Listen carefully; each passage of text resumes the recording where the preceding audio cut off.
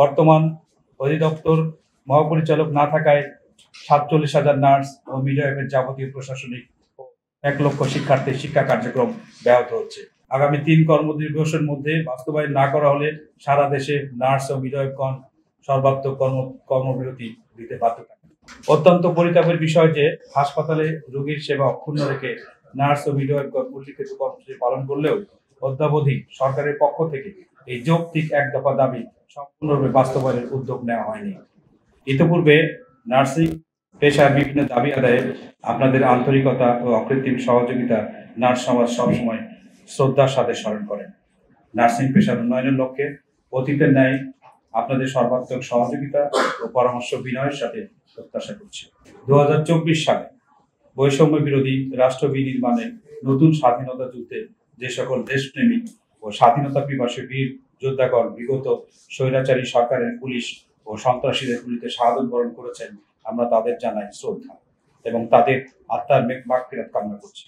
অপার সম্ভাবনাময় নার্সিং পেশার উন্নয়নে এবং আমাদের অধিকার রক্ষার সংগ্রামে আপনারাই আমাদের সহযোগী। আপনারা কলম সৈনিক। সরকার ও সংশ্লিষ্ট প্রশাসনিক দৃষ্টি আকর্ষণ এবং সরকারের সর্বোচ্চ মহলে আমাদের সেতু বন্ধনে আবদ্ধ করার একমাত্র মাধ্যমই হলো আপনাদের সুবিবেচনা প্রসূত সুচিন্তিত বিশ্লেষণমূলক লেখনী।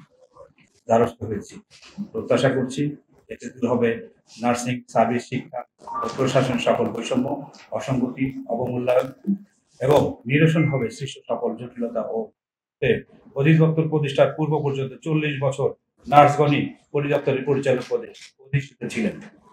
2016 সালে নার্সদের গ্রহণ না করে প্রশাসন ক্যাডার কর্মকর্তাগণ অধিদপ্তরের নিয়োগ বিধি পরিমার্জন করে পরিচালক পদে প্রেষণে উপসচিবগণকে পদায়ন অপশনাল সুযোগ সৃষ্টি করেন। শর্তটি অপশনাল থাকলেও লিডার পোস্টে পদোন্নতিযোগ্য উল্লেখযোগ্য সংখ্যক উচ্চশিক্ষিত দক্ষ তাদের পদোন্নতি প্রদান না করে পর্যায়ক্রমে প্রশাসন ক্যাডার কর্মকর্তারা পরিচালক, অতিরিক্ত মহাপরিচালক ও মহাপরিচালকের পদগুলো দখলের অপতৎপরতায় লিপ্ত হয়।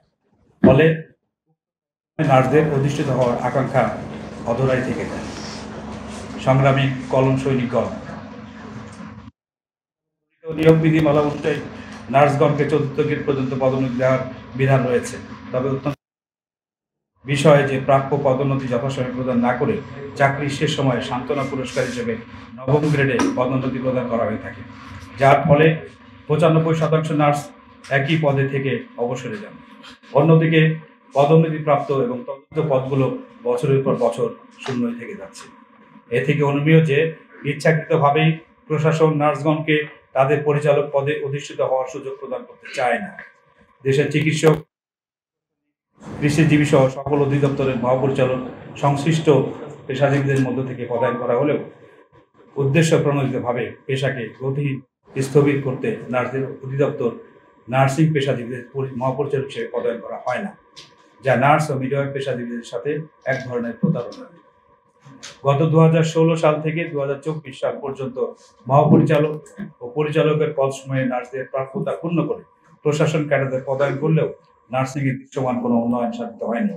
যেমন অদ্যাবধি অধিদপ্তরের আদলে নিয়োগ বিধিমালা সংশোধনপূর্বক উপরের স্তরে নার্সদের জন্য পদোন্নতিযোগ্য প্রয়োজনীয় কোনো পদ সৃজনের উদ্যোগ গ্রহণ করা হয়নি। অপেশাদার পরিচালক দ্বারা নার্সিং প্রশাসন পরিচালনা করায় হাসপাতালে নার্সিং ও মিডওয়াইফারি সেবা এবং শিক্ষা প্রতিষ্ঠানে নার্সিং শিক্ষার মানন সম্ভব হয়নি। প্রিয় সাংবাদিকবৃন্দ, আপনারা জেনে থাকবেন যে বর্তমানে বাংলাদেশে 54 জন পিএইচডি, 4000 অধিক মাস্টার্স এবং নার্স সরকারি চাকরিতে কর্মরত আছে, যাদের অধিকাংশের চাকরির বয়স 30 থেকে 35 বছরের অধিক। কিন্তু দুঃখজনক হলো সত্য যে এখন অর্থাৎ 10ম গ্রেডে কর্মরত। অন্যদিকে সারা বাংলাদেশে নার্সিং শিক্ষা, সার্ভিস ও প্রশাসনিক পর্যায়ে 1ম শ্রেণীর নার্স কর্মকর্তার পদ সংখ্যা মাত্র 859টি, যা এই বিশাল খাত পরিচালনার জন্য মোটেও যথেষ্ট নয়। পক্ষান্তরে পদোন্নতিযোগ্য প্রার্থী থাকা সত্ত্বেও উক্ত পদ সময় প্রায় 66টি যোগ্যতা সম্পন্ন নার্সগণ প্রশাসন ক্যাডার কর্তৃক নিয়োজিত পরিচালকের চেয়ে কর্মদক্ষতায় কোনো অংশে কম নয়, বরং অধিকাংশ ক্ষেত্রে অধিক যোগ্য। এতদ সত্ত্বেও নার্সগণকে মহাপরিচালক ও পরিচালক পদ সময় পদায়ন না করা অত্যন্ত অমানবিক।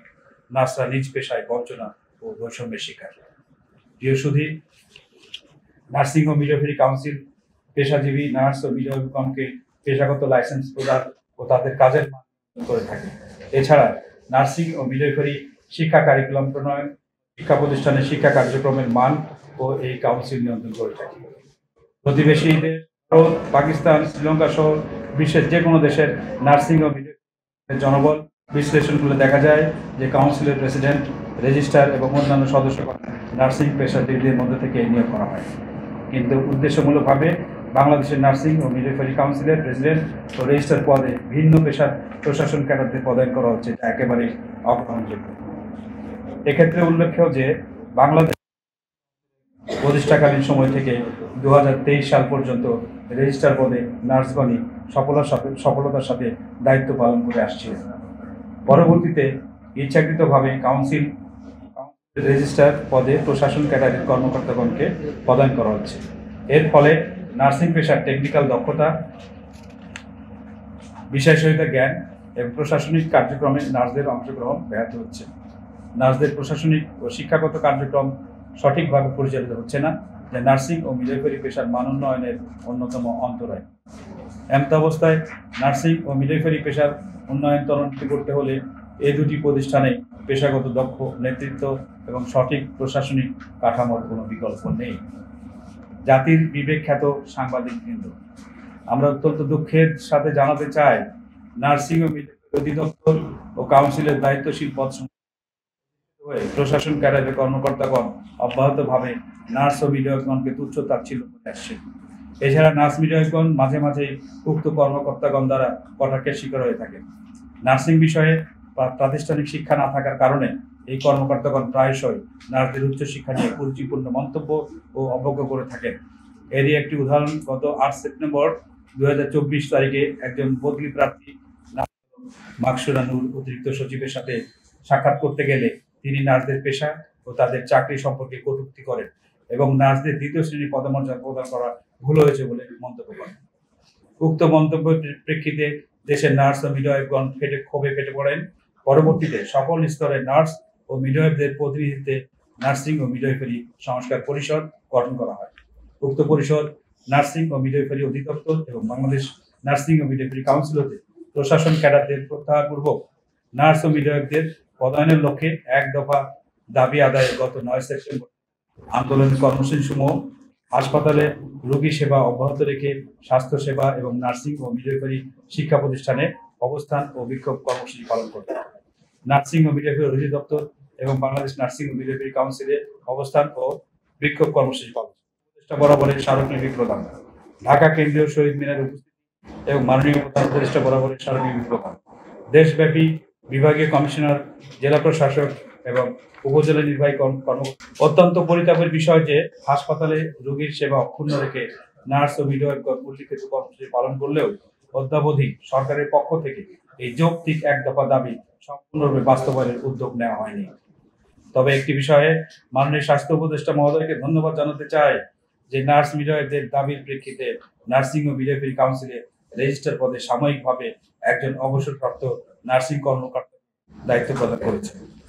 আমরা পরিষ্কারভাবে জানিয়ে দিতে চাই যে নার্সিং ও মিডওয়াইফারি সংস্কার পরিষদ কর্তৃক উত্থাপিত ন্যায়সঙ্গত দাবিটি দেশের সকল নার্স ও মিডওয়াইফগণের প্রাণের দাবি। এই দাবি সম্পূর্ণরূপে বাস্তবায়নের ক্ষেত্রে এদেশের নার্স মিডওয়াইফগণ যে কোনো প্রকার ছাড় দেবে না। উল্লেখ্য যে বর্তমান অধিদপ্তর মহাপরিচালক না থাকায় 47,000 নার্স ও মিডওয়াইফের যাবতীয় প্রশাসনিক ও 1 লক্ষ শিক্ষার্থীর শিক্ষা কার্যক্রম ব্যাহত হচ্ছে। এতে সরকারের প্রতি তাদের নেতিবাচক ধারণা তৈরি হচ্ছে। সুতরাং আমাদের এক দফা দাবি, নার্সিং ও মিডওয়াইফারি অধিদপ্তর এবং বাংলাদেশ নার্সিং ও মিডওয়াইফারি কাউন্সিলের ক্যাডার কর্মকর্তাদের প্রত্যাহারপূর্বক অনতিবিলম্বে উচ্চশিক্ষিত, দক্ষ ও যোগ্য নার্সদের মধ্য থেকে পরিচালক পদসমূহ ও কাউন্সিলের প্রেসিডেন্ট ও রেজিস্ট্রার পদে পদায়ন করার জন্য অনুরোধ জানাচ্ছি। উক্ত দাবিটি আগামী 3 কর্মদিবসের মধ্যে বাস্তবায়ন না করা হলে সারা দেশে নার্স ও মিডওয়াইফগণ সর্বাত্মক কর্মবিরতি দিতে বাধ্য থাকবে। সম্মানিত সাংবাদিক বন্ধুগণ, সামান্য যা অর্জন রয়েছে তা আন্দোলন সংগ্রামের বিনিময়ে অর্জিত হয়েছে, আর এই অর্জনের অন্যতম সহযোগী আপনারা। অতীতে নার্স ও মিডওয়াইফদের সকল ন্যায়সঙ্গত ও যৌক্তিক দাবি বাস্তবায়নে সাংবাদিকবৃন্দ সংবাদ প্রচারের মাধ্যমে সর্বাত্মক সহযোগিতা প্রদান করেছে। আমরা আশা করছি নার্স ও মিডওয়াইফদের উল্লিখিত যৌক্তিক ও সময়োপযোগী দাবিটি দেশবাসীর নিকট তুলে ধরবেন। পরিশেষে নার্সিং ও মিডওয়াইফারি সার্ভিস, শিক্ষা ও প্রশাসনের দুর্নীতি, নৈরাজ্য, স্থবিরতা এবং প্রশাসনের নানাবিধ হয়রানি, অবহেলা, বঞ্চনা থেকে মুক্তির উদ্দিষ্ট লক্ষ্যে পথ চলা আমাদের আহ্বানে সাড়া দিয়ে দীর্ঘ